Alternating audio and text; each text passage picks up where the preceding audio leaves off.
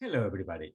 My name is Pablo Boczkowski. I'm a faculty member at Northwestern University and the director of the Center for Latinx Digital Media.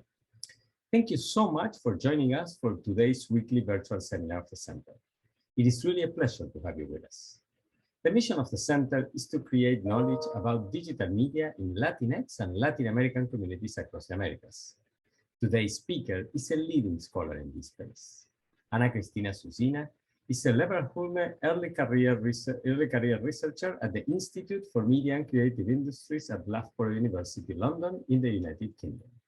Yena Lee, a doctoral student at Northwestern University and an affiliate of the Center for Latinx Digital Media, will introduce Ana in just a minute. I am delighted to note that this quarter our series is co-sponsored by the Alice Kaplan Institute for the Humanities, the Buffett Institute for Global Affairs, the Center for Global Culture and Communication, the Department of Communication Studies, the Department of Radio, Television, and Film, and the Program in Latin American and Caribbean Studies.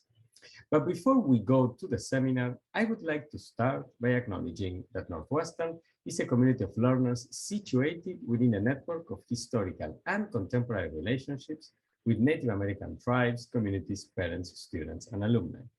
It is also in close proximity to an urban Native American community in Chicago and near several tribes in the Midwest.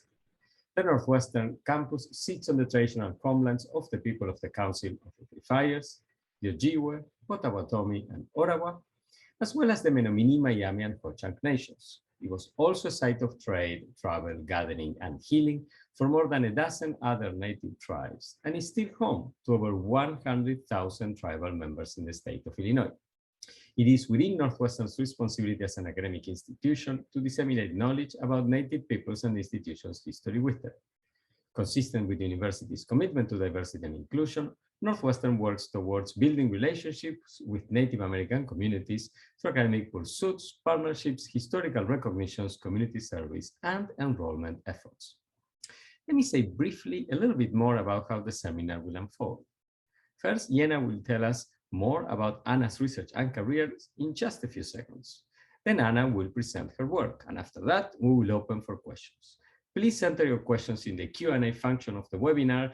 The bottom of the screen of the Zoom screen has that box. Enter those questions at any point in time. Yena will moderate after Ana finishes presenting her work. At the end, we will deliver some closing remarks.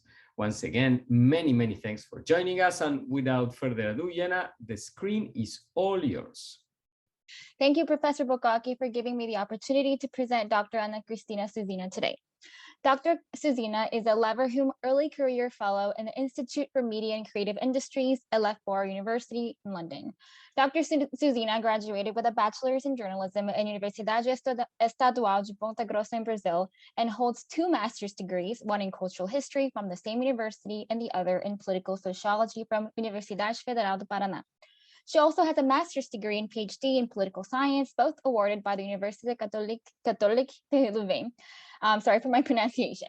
Dr. Suzina has received an international award for excellence in journalism from International Catholic Union of Press. Her research interests include social change, power asymmetries, media appropriation, participation in democracy, civil society development, and grassroots communication, particularly focused on Latin American societies. Dr. Suzina is the editor of the book of the Evolution of Popular Communication in Latin America, launched in 2021. She is currently working on research with indigenous and traditional communities in the Amazon region of Brazil and Ecuador, analyzing the evolution from political imagination to political voice, recovering the history of 2 past struggles in which media platforms were used to increase the visibility and power of community narratives. Please join me in welcoming Dr. Ana Cristina Suzina. Hello, everyone. Thank you, Pablo. Thank you, Yena, for the introduction.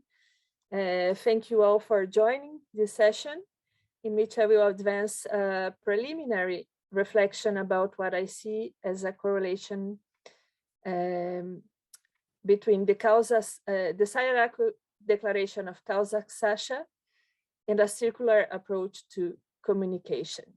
It's really an honor to be with you, and I will now share my screen with you so we can start this presentation. Is it all right?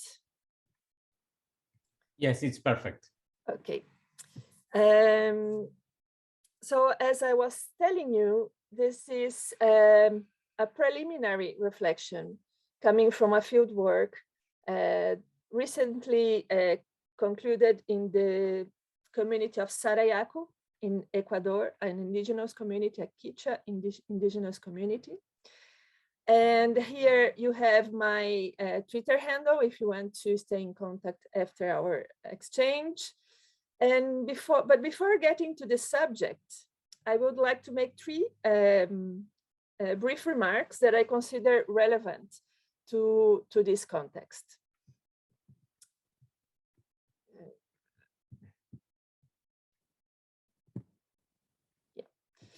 The first one is to say a huge thanks to Latinx Digital Media team. It is really, really a pleasure to be here. I have been following the seminars and I think it is such a great and important effort. And I would say as well that it has been a long time since I was not nervous preparing a presentation, but I do think it is a special occasion. I was looking at the video archives of this seminar series while I was preparing this presentation. And I cannot tell how many of my frequent user theoretical references are already there, or how many of great friends and colleagues with whom I had the luck to work within the last years, and they are already there. So it's really an honor to, from now on, make part of this archive, of this memory, live memory of the communication studies in Latin America and about Latin America. You are really doing a very significant work in gathering these lectures, mixing confirmed scholars with young career ones, and pushing the boundaries of the Latin American perspective on media and communication studies. So thank you very much for having me here today.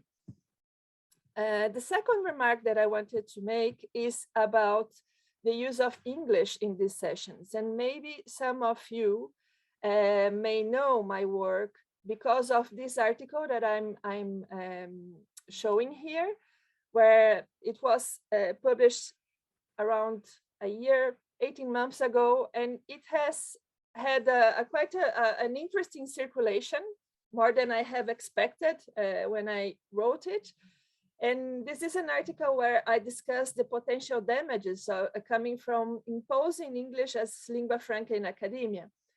And I remember when this article came out, I've got some criticism because exactly I was criticizing the use of English while writing myself in English. And this seminar seems to me the perfect demonstration of what I envisage as a good use of the English in science. And this is mainly because English here is not a language per se. So cannot be any other language picked for building common understanding of on whatever subject. The English here is a place of encounter, where you use one lingua franca in order to understand each other, between different language speakers within Latin America itself and between scholars from different places in the world. If we only think about indigenous languages in Latin America, we are already talking about more than 420. So the language for us, the language for everybody who wants to understand and go forward in developing knowledge, is a place of encounter. So it's more than a language per se. It's more than grammar, it's more than style. And so I feel very comfortable with my broken English, as I used to say, that will carry mispronunciations and mostly some constructions that bring along references of who I am and where I come from. So this is, I think it is important to say that the English here is, as it should be, the place where people with different native speaking languages can talk about how Latin American scholars have been and are addressing issues related to media, communication, and society. And my third and final remark It's related with the indigenous struggles. And I would say initially that I very much enjoy listening to Pablo and acknowledging the traditional indigenous roots and relations of Northwestern University in the beginning of each of these sessions. I will myself report on the systematization of my field work with the Quichua indigenous community of Sarayaku in Ecuador. And these peoples, they have been doing more than any political body to protect natural and cultural environments.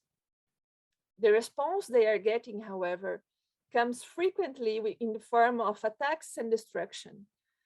And today, before I start my own presentation, I would like to remember the violence that the Yanomami community in Brazil is suffering right now. Just a couple of days ago, by the end of April, community leaders from the Yanomami community announced that a young indigenous girl, 12 years old, was violated to death by illegal miners, and that a 3-year-old child was pushed into the river while a relative was trying to defend the girl. The image that you see here was extracted from a digital campaign after this community was found burned and empty by the end of last month.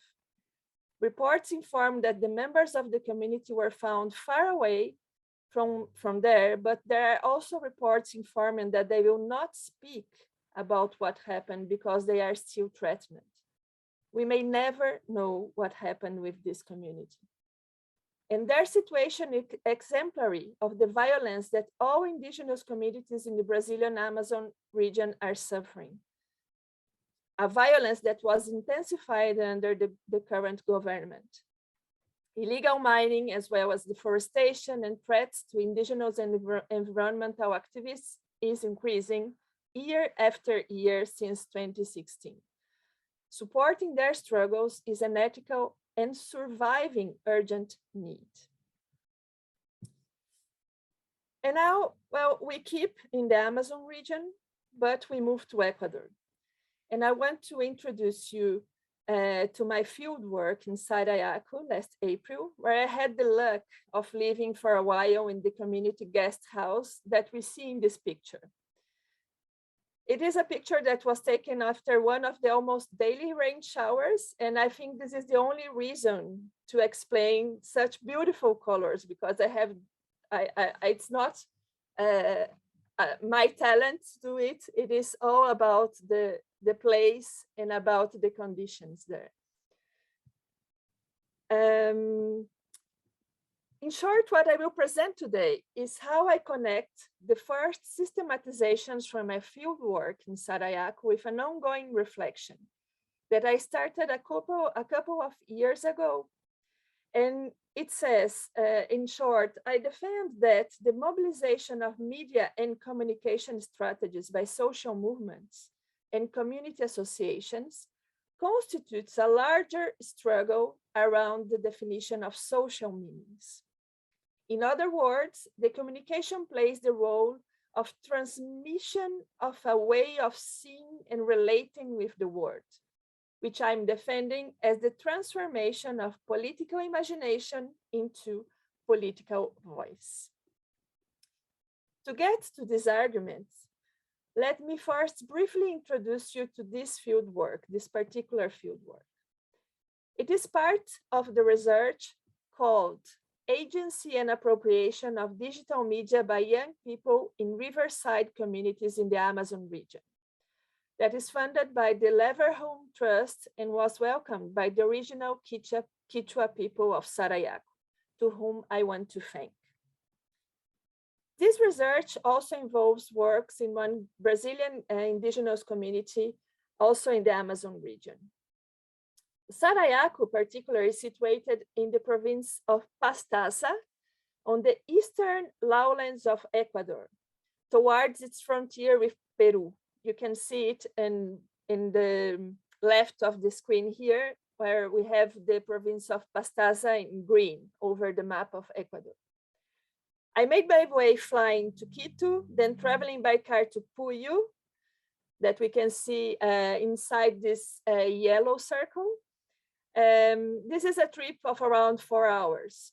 I slept there and had in this city the opportunity to meet the Quechua people from Sarayaku in person for the first time after around a year of exchanges through WhatsApp and other digital means. I was expecting to go there before, and with the pandemics, this field work was postponed many times. And well, after a year of exchanges, I finally could go.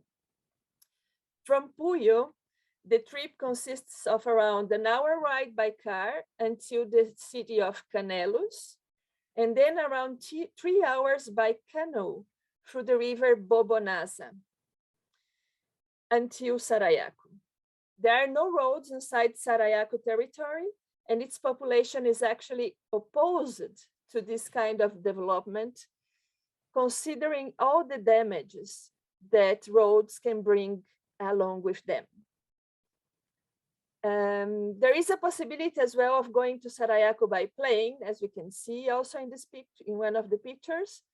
There is a small airstrip in the territory, and the community owns their own planes.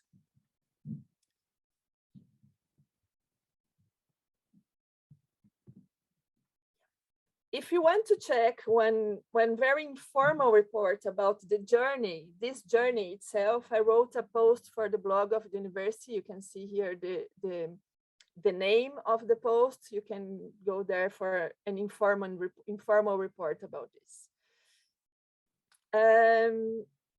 Sarayaku is a community of around 1,400 people, situated in 135,000 hectares of Amazon jungle. They are recognized by the state of Ecuador as the original Quechua people of Sarayaku and have their own local decision-making structures and processes to live with the territory and in relationship with other territories and peoples.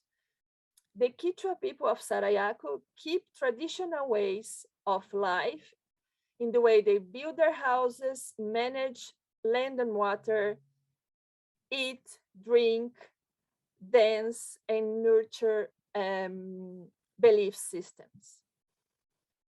While there, I had the opportunity to live in that beautiful guest house that you have already seen, which includes living in close contact with some buddies, like this tarantula who was sleeping in the same bedroom as myself, and also eating giant ants as that one that you can see also in the picture.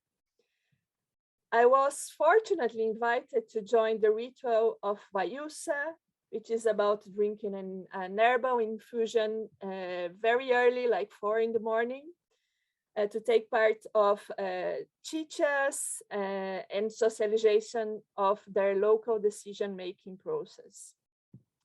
And here you can see myself laying down in the hammock as drawn by Laia, one 10-year-old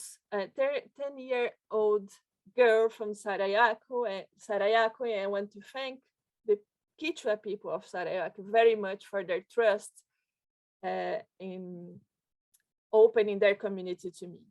And for those interested in knowing more about Sarayaku, going beyond my own observations, I recommend those web pages that you can see on the screen.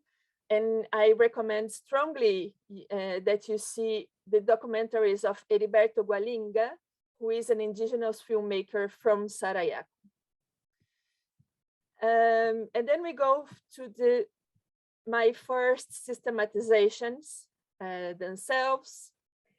I came back from Sarayaku less than a month ago, and as you can imagine, there is a lot going on in my mind right now. So this is not even a draft of a final report from the study.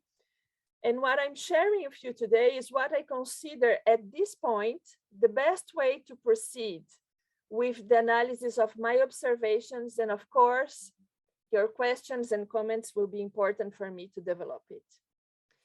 I went to the field with the interest of understanding how the community negotiates internally their view of the future for the Amazon and how it collectively transmits this view, moving them to an external negotiation. I wanted to know how the community conciliates intergenerational perspectives and the influences coming from the traditions and from the lifestyles different from theirs. That is what I understand as the exercise of political imagination. And then I wanted to know how they would use communication and media to express this vision. And this is what I call the political voice. During my stay, I was living with the Quechua people of Sarayaku, and I have interviewed 14 people with different profiles, engaged in different projects in the community, including the communication strategies. These were non-structured, comprehensive interviews oriented by a set of defined topics of conversations.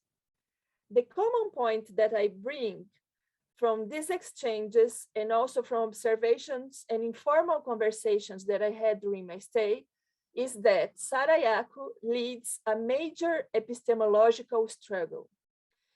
And to understand this argument better, I will briefly describe the struggle led by the original Quechua people of Sarayaku, and I will also place this analysis within a conceptual framework. So then first, very briefly, the original Quechua people of Sarayaku is a well-known traditional community, both in Ecuador and international fora. They are recognized for their legal suit and victory against the state of Ecuador in the Inter-American Court of Human Rights. In short, in 1996, the state of Ecuador allowed an Argentinian oil company to explore sources in the territory of Sarayaku. There was no consultation or information to the Quechua people historically living there. In 2002, the oil company entered the territory protected by the Ecuadorian army. The community resisted and seized the Inter-American Court, claiming protection, which was provisionally granted already in 2004 and confirmed with a sentence in 2012.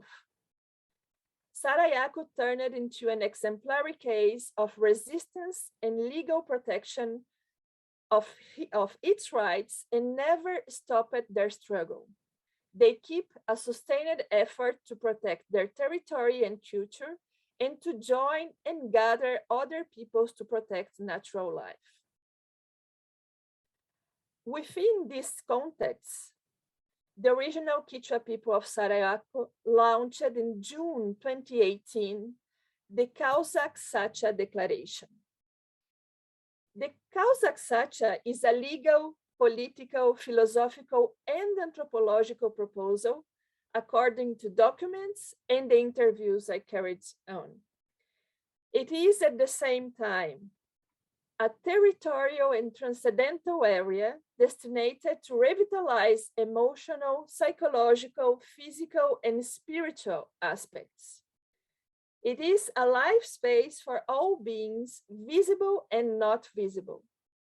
And it is as well a place of transmission of knowledge that informs a cosmovision.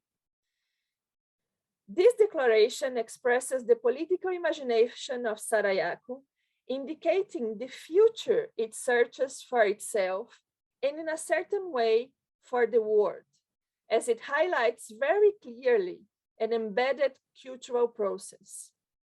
I strongly recommend that you visit the website that is indicated on the screen and watch the videos available there, because they are very clear in explaining details about this declaration. My own reading of the Kawsak Sacha Declaration, in my interpretation and within the scope of this research, is that this declaration is the recognition that the struggles around redistribution and recognition are not enough. Despite winning the case against the state, the Sarayaku community lives and is still under threats, being then the risk of new approaches from oil companies, or the pressure of consumption culture against the traditions. The declaration is also the very expression of a struggle in the level of representation. And it is as well the recognition of communication beyond the instrumental level and as a science of the commons. I will explain in more detail these two points soon.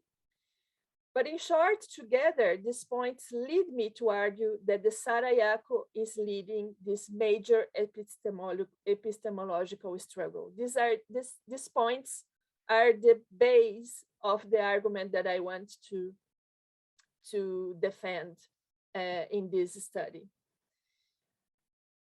And then there are two sets of theoretical frameworks that I'm using to develop this analysis and advance this argument. The first started to emerge during my doctoral research between 2013 and 2018. For that research, I was studying 29 popular media initiatives attached to 17 social movements, NGOs, and community associations in 6 different geographical regions in Brazil. In many of that cases, I observed a search of visibility that goes beyond displaying a problem or one found solution. In the dissertation, I talk about representation as a search for seeing and being seen as they are. This is where I start to talk about communication as a core element of a struggle around the definition of meanings. For me, those popular organizations were using communication and media particularly to take part of a dispute around the way the word is designed.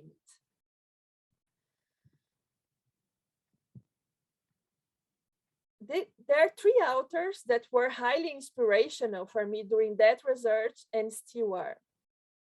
The 3 are here in this, you can see them in the screen. For Nancy Fraser, representation is the 3rd dimension of her notion of social justice, together with redistribution and recognition. Representation is indeed defined by her as a meta level related with the definition of the social framework. For her, justice depends upon who is entitled to take part in this frame designing process. Stuart Hall associates representation with the process of defining meanings and attributes high importance to the action of naming things. And finally, Paulo Freire also highlights the action of naming things as a liberating process.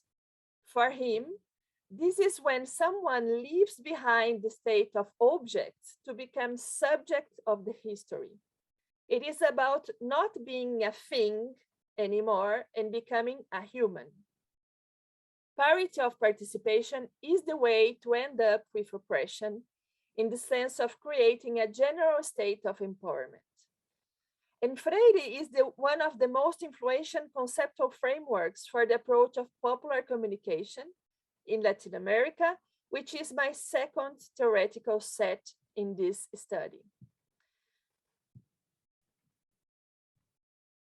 And considering the international reach of this seminar, it is important to clarify that popular communication in Latin America is neither about mass communication, like soap operas, for example, nor it is related with populism. It is a long-standing current within Latin American studies of communication, and I have been systematizing it around 3 distinctive features.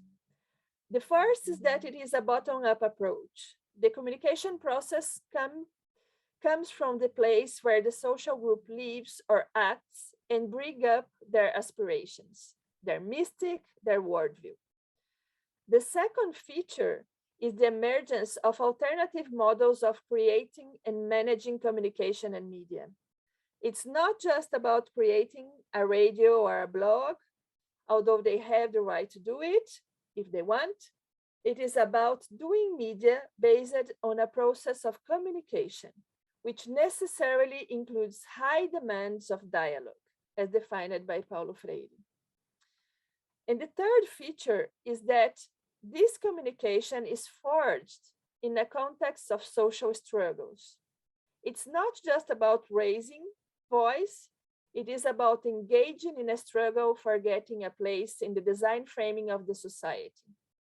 The important element here is the level of change in the world vision that the group is looking for, the level of epistemological change that this communication seeks to produce.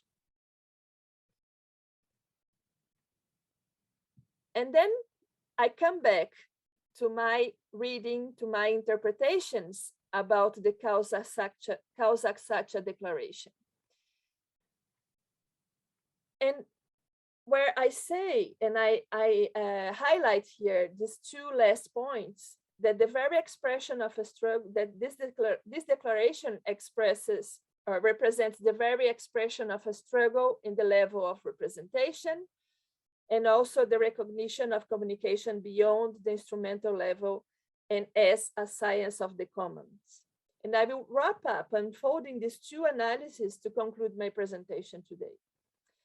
The Kawsak Sacha is, for me, the expression of an ancestral exercise of political imagination that has been constantly revealed by the people of Sarayaku. It is the expression of an epistemological struggle because it represents a complete system of knowledge. I was myself puzzled during my field while listening and seeing the way the original Quechua people of Sarayaku approached the evolution of knowledge. And I was particularly amazed by the Casquirunas, the guys that you are seeing in this picture.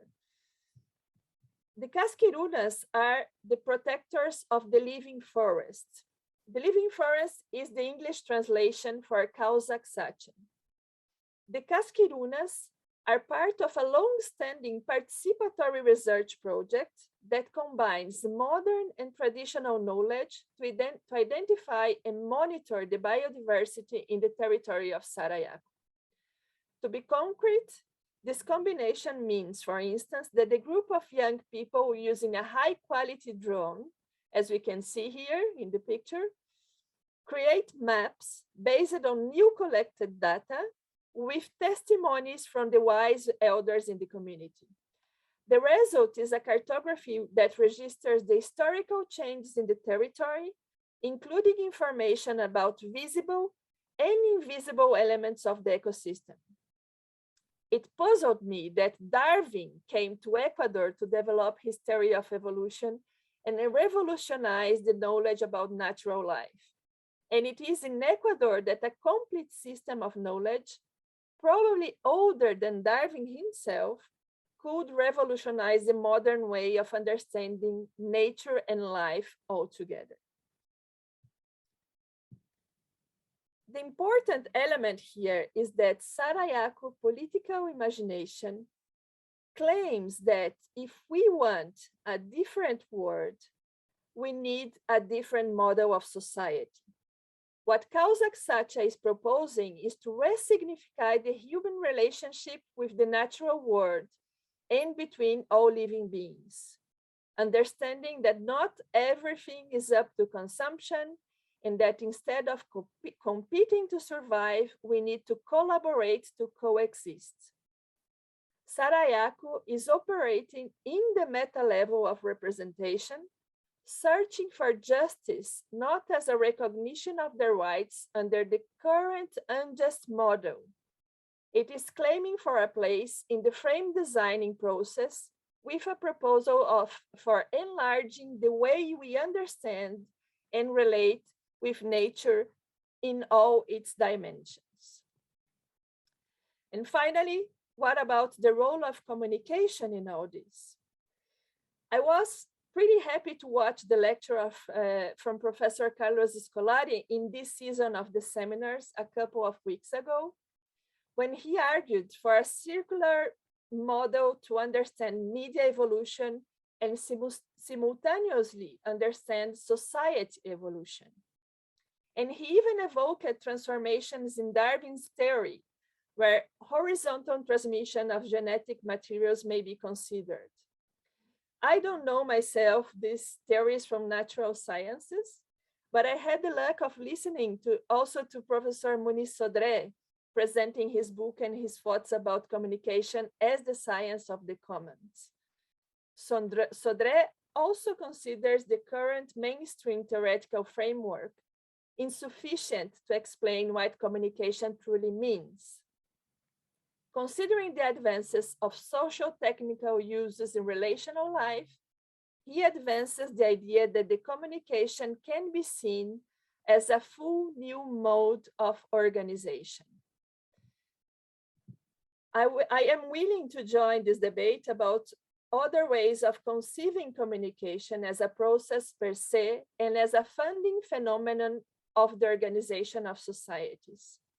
I recently submitted an article in which I oppose what I understand as a linear approach to communication, coming from the theory of communicative action from Habermas, and what I understand as a circular approach to communication coming from the pedagogy of liberation from Freire. I concluded this manuscript just before going to Sarayaku, but what I saw in my fieldwork convinced me that this is at least an interesting hypothesis to follow. What are the futures of this circular approach to communication? And this will sound familiar to everyone who works or knows something about popular communication or any other similar theoretical framework. This communication does not have an end in itself. It is embedded in a larger process and both constitutes and is constituted by this process. For example, the original Quechua people of Sarayaku was contemplated by a radio frequency when Ecuador reformed the laws governing the media sector in the country. Considering that the model of community radio that was offered by the state was not seen as coherent with the collective project of Sarayaku, the community declined the offer. This circular communication is also dynamic. It does not support a will of imposing one knowledge over others, but rather a process of permanent dialogue in which all participants of the exchange can learn from each other and evolve, respecting their own identities and interests. And finally, this communication is not at the service of the struggle as in one instrument, but is fully integrated in the nature of the struggle. To conclude, the Kawsak Sacha is a project of knowledge transmission because the philosophy of Sarayaku is deeply communicative, and this nature guides the way they constitute their struggle. As I mentioned in the beginning, this is a working in progress, and I welcome comments and questions to advance it. And before opening for these questions and comments, I want just to share with you two websites that you can access if you want to engage with Sarayaku in their struggles. You can find information, news, and also links for donations there. There's a beautiful website with a lot of information, and I hope you can enjoy and know more about the community going there. And for myself, I will stop sharing and thank you again for this opportunity. And I hope we'll be able to keep exchanging ideas from now. Thank you so much, Dr. Suzina, for your talk. I felt like I was there. You showed us so many pictures. You really explained how it was to be there with the people of the community, and all the background building and contextual building was so helpful for me to realize the importance of your research and importance to rethink communication as not only an instrument for resistance, as part of a resistance. Thank you so much for your talk. And we do have one question from Q&A, but before we get to the question, I just wanted to ask you about what motivated you to look to indigenous communities, to work with indigenous communities, to rethink sort of the encoding, decoding, the linear, the most basic sort of ideas of communication we were taught in college. Yeah, what was the motivating factor behind that? Well, the motivating factor behind including indigenous communities in my studies was that I have been working with popular, community, and alternative media for a long time meaning already 20 years or so. And I use it to work with poor communities, peripheral communities, in mostly in Brazil, in South, Northeast. And I felt that as I was trying to discuss popular communication in Brazil, I should also take a look in what was happening in the North and mainly in the Amazon. And I had the impression that if I went there, this would change a lot the way I was approaching the whole subject. And I was right. I included some communities from the Amazon in my doctoral research. And new questions arose. So it actually made me think, made me found some correlations with the other groups, but also arose different questions. And I think it helped a lot to advance with the reflections that I was doing. And from these questionings, and also from this exercise of putting in perspective different contexts inside my country, I started to think about how that's where this relationship between the way popular communication is developed is also an epistemological issue started to develop. And all these ideas burning in my head, I decided then to concentrate the efforts of my next research, that is this one now, in indigenous and traditional communities, trying to go further in what popular communication coming from this kind of communities have to say about how communication processes are related to how we transmit, challenge, and create different knowledges. And this is the links that I try. And I think these indigenous communities have a lot to show us or to challenge us in the way we understand communication, in the way we relate communication and knowledge, the way we relate communication, knowledge, and justice. And I'm learning a lot with them, and I hope I will be able to keep doing this work with them for a while. Thank you so much for your response. Yeah, I do think that sort of what you're doing right now is an initiative to sort of this work of deconstructing with imperialism and your authentic approach to studying communication. We do have a question from the audience, and I would like to remind the audience members that you can always post your question through the Q&A function. This question's from Andy. Thank you for this very interesting presentation. How did you communicate with the Sarayaku people? In which languages? How much time did you spend with them? Was your access expanded and or limited based on certain factors such as language, gender, location, etc.? Well, I've been working with this community for around a year.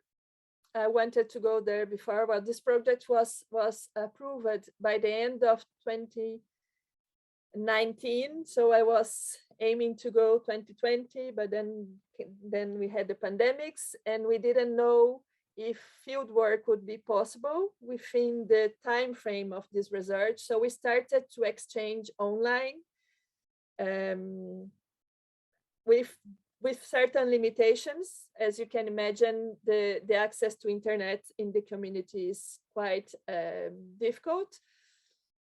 But we could develop some exchanges. We invited members of the community to a seminar in the university. So it has been at least 18 months that I have been working with them, that they have been sending documents for me to read. We have been chatting. And since the end of last year, we started to prepare this field work as restrictions on mobility started to fall down. We started to prepare the field work, and I stayed in Ecuador for 2 weeks. And it was very intense in the community. Of course, the time in the community was shortened than this, considering the mobility, the time to get there, the time to get out of the place. I would say that it was not difficult. The way they speak Quechua. This is their main language, but they also speak Spanish. So our language of communication was the Spanish. I don't understand anything of Quechua. Well, they told me a couple of words that I could repeat, but I can't understand anything. So all the interviews were in Quechua, and when I was in the socializations with the groups, when they were speaking Quechua, there was always someone by my side telling me what was going on, what they were talking about. If they were speaking something that I wanted to know, I asked someone. Normally, it was quite easy. They are, as I said, I think they have a communicative philosophy. So they are quite ready to include a stranger like me in the conversation. Though then it was quite easy to exchange with them. And there are many things. Well, this is not just the language, it also the way they behave, the way they position themselves, the silences as well. The time is completely different. It's not the rush that we are used to live. It's another space time. So it's also about reading this silence, reading the way things go around you. I wouldn't say there was an issue related with gender, because as well, women in Sarayaku are very, very strong. They're incredible women, so they are also used to relate with women with position. So I never felt a barrier when I was talking with men, men in leadership. I think they are used to quite a relational exchange with women. And they do respect and work on it in the community. So I didn't feel any gender issue there. Sometimes there was, I would say, people would ask, why don't you know Quechua? You should know Quechua to be here and take part of the conversations, the informal conversations easily. But I wouldn't say this was, they were saying, I felt they were saying like, next time you should know a bit more of Quechua and then it will be easier. But I wouldn't say that was a barrier for what I was doing there at this moment.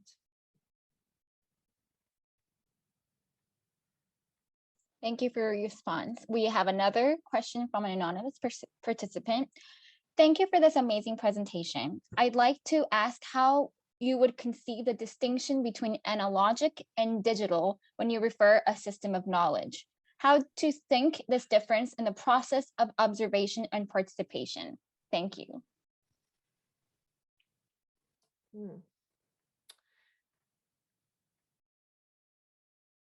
Let me see, but well, how can we approach this? I think, again, it's important to not look to this correlation between analogical and digital in a linear way.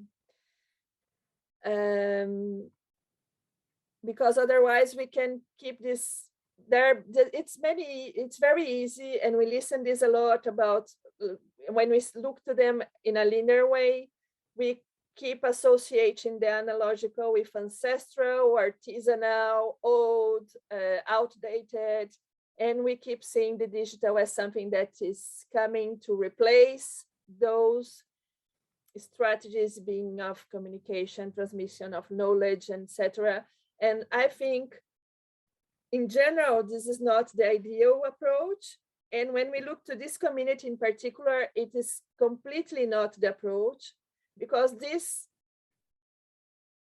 resources, they are there and they are observed in a strategical way, both in relation to their aim of reaching outside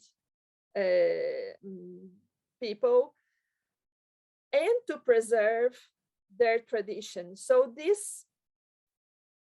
analogical and I think they lose a bit the sense of contradiction or the sense of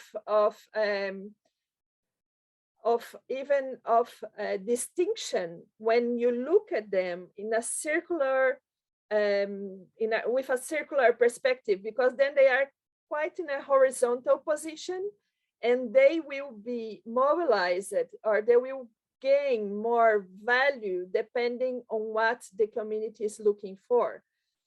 And so I'm not sure if I'm answering correctly this question, if this was what the person wanted to understand, but what I think is that the answer is very much dependent upon the way we look to it. And if we look to it with a circular perspective, we can see a more dialogical perspective and a place for these different resources as complementary resources that will be situated in different circumstances in this process of creating, recreating, and exchanging knowledge.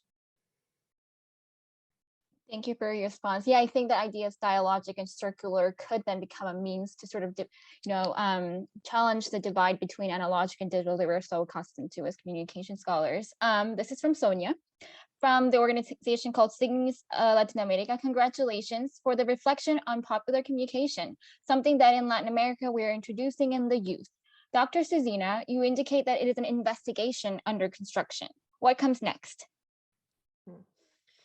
Well, what comes, I hope many things.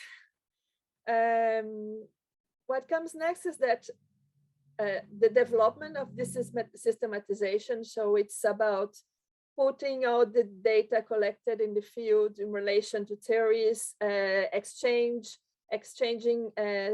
opportunities like this in which these ideas can be developed, and hopefully some publications, some exchanges, but if I could say what my dream would be, it would be to collaborate closer to communities like this one in terms of understanding how this kind of reflection can make sense to their struggles, and what kind of, as we can say, thank you, Sonia, for being here. Sonia knows very much the reality of popular communication in Latin America.